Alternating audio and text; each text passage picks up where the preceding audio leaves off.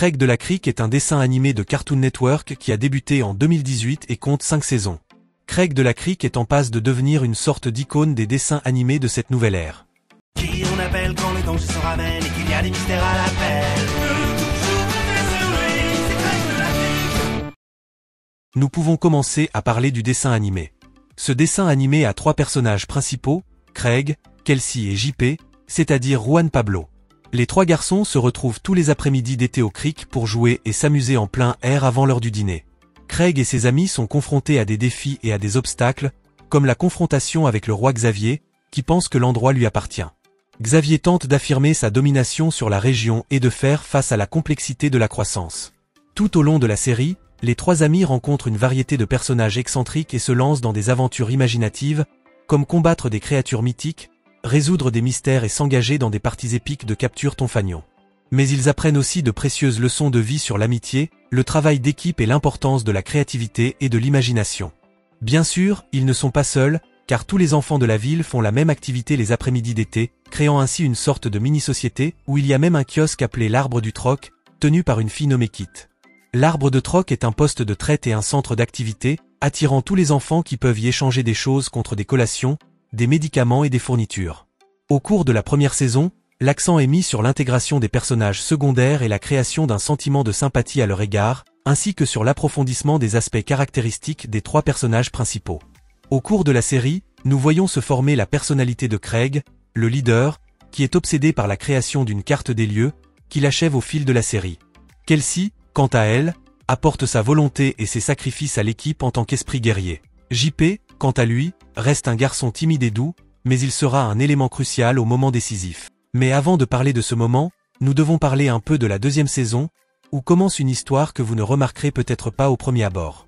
L'épisode 7 de la 2e saison est 2 fois plus long que la normale, et vous allez maintenant comprendre pourquoi et l'importance. Dans cet épisode, Craig décide de livrer une glace à un garçon nommé le Poncho Vert, un gardien qui surveille le pont pour empêcher quiconque de passer de l'autre côté du ruisseau. Le ruisseau se divise en 2 parties, l'une où Craig croit qu'il se trouve sur la carte, et l'autre partie, gouvernée par un roi. Craig se lie d'amitié avec le gardien, qui leur demande s'ils peuvent garder le pont pendant qu'il va chercher des informations. Les garçons acceptent le travail, mais sont capturés par les Rangers du Chèvrefeuille.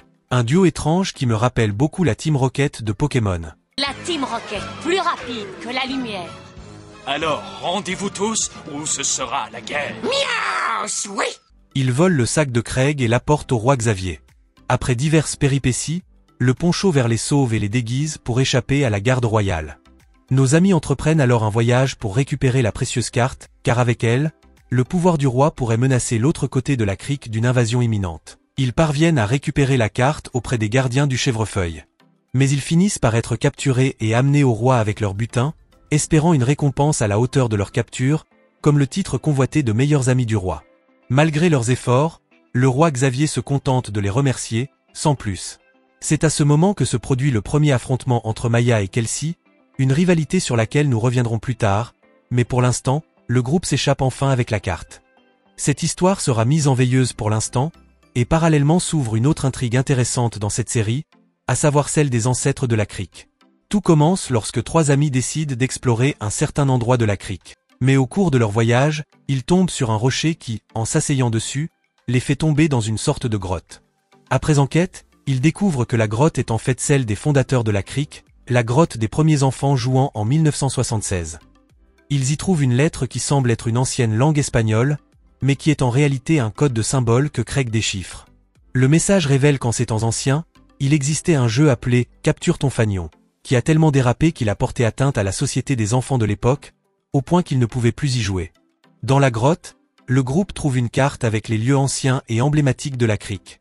Craig décide de reconstituer l'ancienne carte, avec ses amis, de visiter ces lieux pour valider l'authenticité de la carte. Il décide de chercher des indices sur cette guerre fatale, mais ne trouve que peu d'informations sur cet événement. Il décide de se rendre au coffre du maître du jeu, un endroit où se trouve actuellement une maison appartenant à un garçon forestier nommé Jason, avec lequel Craig et ses amis n'ont pas de bonnes relations. Ils élaborent donc un plan pour distraire le garçon, tandis que Craig part en douce à la recherche du coffre. Le plan fonctionne et Craig reçoit un livre expliquant les règles du jeu Capture ton fanion. Il tombe finalement sur une dernière énigme, qui a un lien avec le jeu Capture ton fanion. Lorsqu'ils la résolvent, une corde se détache du point le plus haut de la grotte, laissant derrière elle une mallette qui contient des drapeaux utilisés il y a de nombreuses années. C'est avec ces drapeaux que commence l'intrigue la plus importante de la série. Le roi Xavier fait alors son apparition et offre une énorme quantité de bonbons gratuits, mais le prix à payer est que tout le ruisseau doit être sous ses ordres. Après un vote du conseil, les garçons acceptent la proposition de Xavier sans penser aux terribles conséquences qu'elle pourrait entraîner. Dans les jours qui suivent, le roi décide de démolir tous les endroits que Craig avait dessinés sur sa carte avec tant de dévouement et d'interdire la plupart des activités ludiques, car il ne supporte pas de perdre à quelque jeu que ce soit. Cela agace tellement Craig qu'il décide de demander de l'aide pour essayer d'obtenir des informations sur la façon de renverser le roi de son trône. Il découvre notamment que Xavier vit avec sa sœur aînée, la reine Cheyenne, qui est maintenant adulte.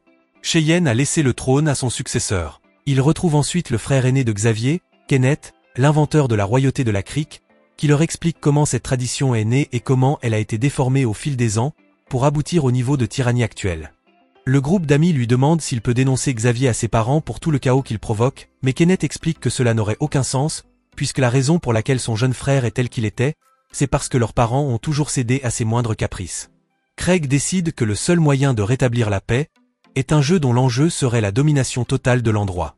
Si l'équipe de Craig et ses amis parviennent à obtenir le drapeau et à traverser le pont avant l'autre équipe, le ruisseau deviendra un lieu de divertissement. Mais en cas de défaite, Craig sera banni à jamais et tout passera entre les mains du roi Xavier. Le jeu est clairement capture ton fanion, et Craig entre donc dans la maison du roi pour lui présenter le défi, qu'il accepte. L'équipe du roi portera le drapeau bleu et l'équipe de Craig, le drapeau rouge. Craig réunit ses amis pour planifier et recruter de nouveaux soldats. Il décide alors de s'en prendre aux personnages que nous avons connus au fil des saisons, dont Omar, le célèbre Poncho Vert. Ils mettent en place une stratégie qui leur assure la victoire et le jeu commence. Capture ton fanion!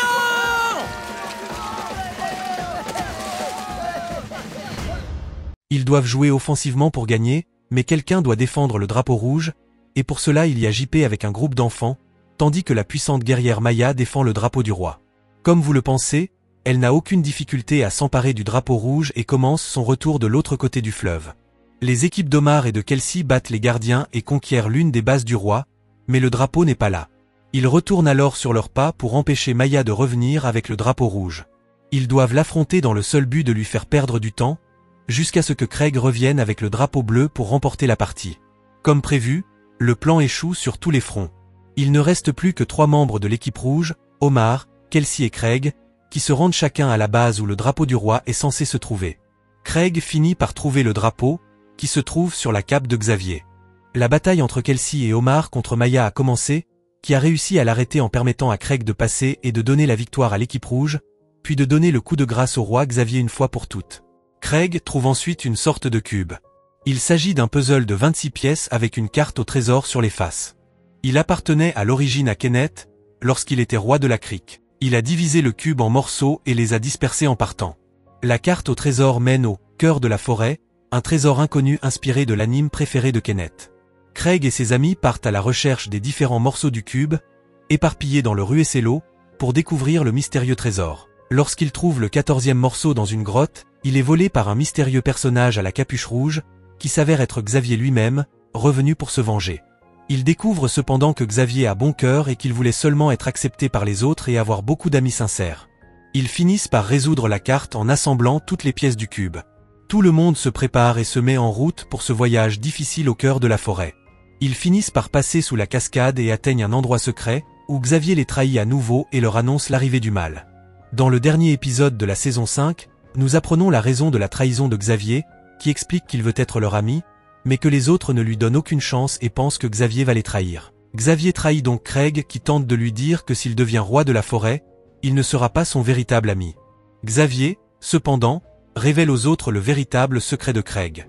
Craig veut trouver le cœur de la forêt parce qu'il pense qu'à l'avenir ses amis ne voudront plus être ses amis, et qu'il voudra avoir des amis pour toujours, en les enfermant pour toujours dans le cœur de la forêt. Tout le monde se sent trahi. Xavier a également cassé accidentellement la manette, ce qui a eu pour effet de retourner les drones contre eux. Pendant ce temps, Kenneth voit ce qui se passe sur l'ordinateur et part immédiatement les rejoindre. Au cours de leur fuite, ils s'approchent trop près du cœur de la forêt, et Craig et ses amis se disputent à propos de ce qui s'est passé.